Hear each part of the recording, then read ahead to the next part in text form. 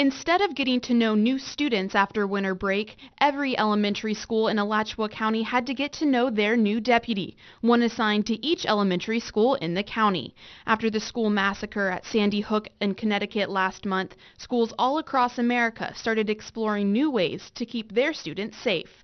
One way, says Lieutenant Todd Kelly of the Alachua County Sheriff's Office, is to redirect police units to make sure schools are in good hands. We had a traffic unit and we had a cops unit, which is a community-oriented policing unit. Those units have temporarily been dismantled and reassigned to the elementary schools throughout our county. So instead of reporting to a shift where they go out and enforce traffic laws, we've done a shift in priorities and put them in schools in the meantime until we can work out, hopefully, a permanent resolution. Spokeswoman for Alachua County Public Schools, Jackie Johnson, says among those proposed resolutions is to start a lobbying effort to gain state funding to keep deputies in schools. School systems have endured very deep budget cuts over the last few years, as have counties and cities and law enforcement agencies. They simply don't have the money to fund school resource officers at all elementary schools. That's going to have to come from either the state or the federal government, and the group decided that one of its priorities would be to lobby legislators to come up with new funding so that that can happen.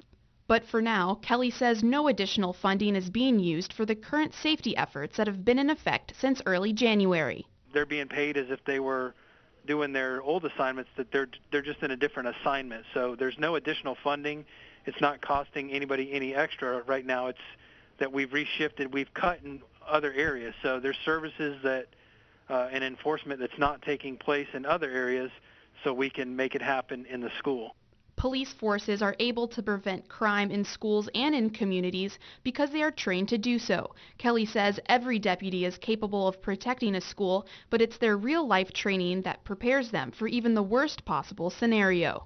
Every deputy here at this agency goes through a direct-to-threat training on an annual basis and sometimes more, regardless of what our assignment is. If you're assigned an office position, warrants, detectives, every single sworn deputy goes through similar type of training to respond to Columbine type incidents, the movie theater type incident. We recreate those scenarios at our training.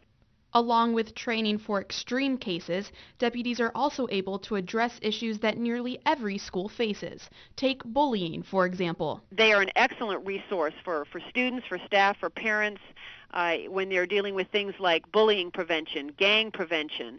They deal with truancy. They are often privy to information because they build up a rapport with students and parents.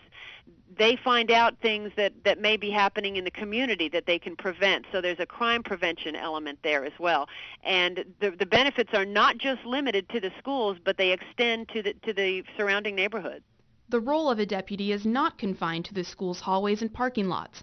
Being in an alliance for the community is arguably just as crucial. Johnson says deputies not only protect students, but also the communities that they call home. A lot of times you find that a strong bond of trust develops between the students and the parents and their school resource officer because it's somebody they see and talk with and work with on a daily basis. And so they will share information with law enforcement officers that help them prevent problems before they occur, both in school and in the community. Johnson and Kelly both agreed that the main way to address potential tragedies from happening is to be proactive, starting now. Until funding comes in to create a police branch exclusively for school officers, safety has been and remains a top priority for police forces, educators, parents, and the community.